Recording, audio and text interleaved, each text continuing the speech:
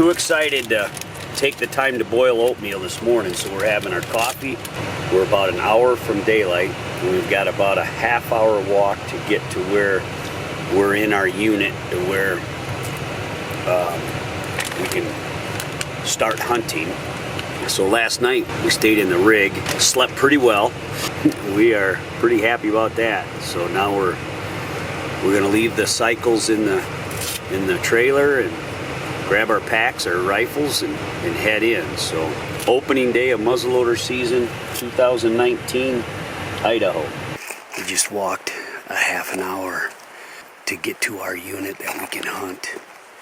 We crossed the creek and right at legal shooting time. We are really, really pumped up. It was spitting snow. There's cloud cover. And after today, it's supposed to be bright sunny every day, so we're going to take advantage of no wind, and the deer should be out feeding for the next couple hours, we're hoping. So we're going to go see what happens. Well, we've walked close to 3 miles, and we're sweating like a bunch of pigs. Just spotted our first deer. We got 4 does and fawns up in front of us, about 400 yards. They're feeding. We're seeing plenty of tracks, so the ground's disturbed now. We're just kind of trying to find some bucks, but at least we found some deer. We walked 3 miles.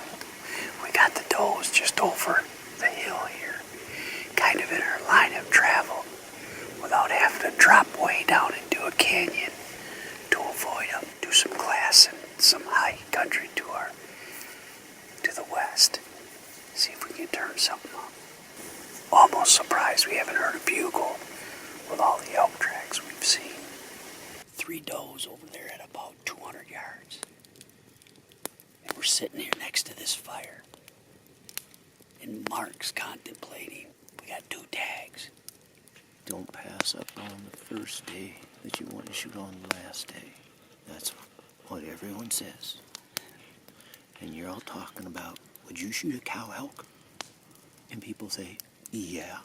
So what's the difference between a cow elk and a doe mule deer? 200 pounds of meat. Well, it makes it easier for us old guys to pack it out, though. I know. We don't have 20-year-old kids to be using as pack mules. That's and we have no goats.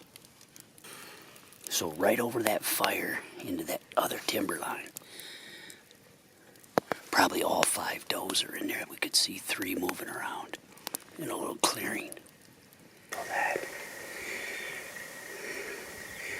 That fawn is 89 yards away. There's a couple other does, fawns in that timber. Pretty cool. We're up in the high country, about as high as these mountains are going to go. And now we just spotted 3 more does. So now we're up to 12 does. We've got to find some horns. I thought when I first spotted them that they were going to be a bachelor group of bucks, but it's not. I need to find my deer. I just need you to find my deer. B-roll this.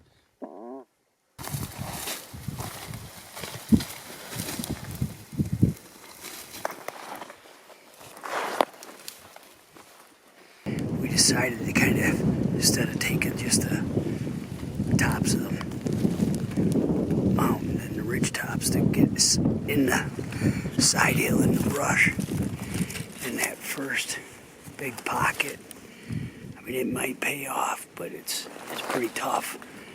Of course, the deer right now are still bedded down, so we got about 150 yards from the cover, and they started piling out. Would have been a very tough shot for Mark if it was a buck. But anyway, it's got us up to 17 does and fawns. Continue on working west, side hill in this tour, looking down into a creek, and we'll start doing some serious glassing. And get ready for the evening. Kind of when they get up and start feeding. Finally spotted a buck. He's about 950 yards away. I can see him with my naked eye because he's right on top of the mountain. So we got to go drop down into this creek bottom, which is super steep. Mark's over here about a quarter of a mile from me now. He's walking down a ridge, and I'm going to just walk down right my ridge, and we'll meet in the bottom, and then we'll climb up. But it's a big-bodied deer. The antlers don't look huge, but it's a branched antlered buck for sure. And maybe he's got a buddy with him, but he's sitting right on top. He's been there for about 20 minutes. He's just eating away. We should be able to get there about half hour or so before dark.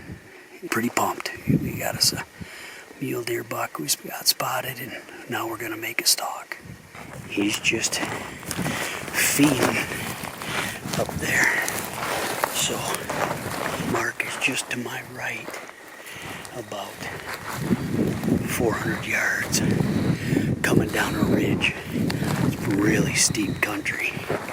If the wind holds true, we should be able to get within muzzleloader range of this deer.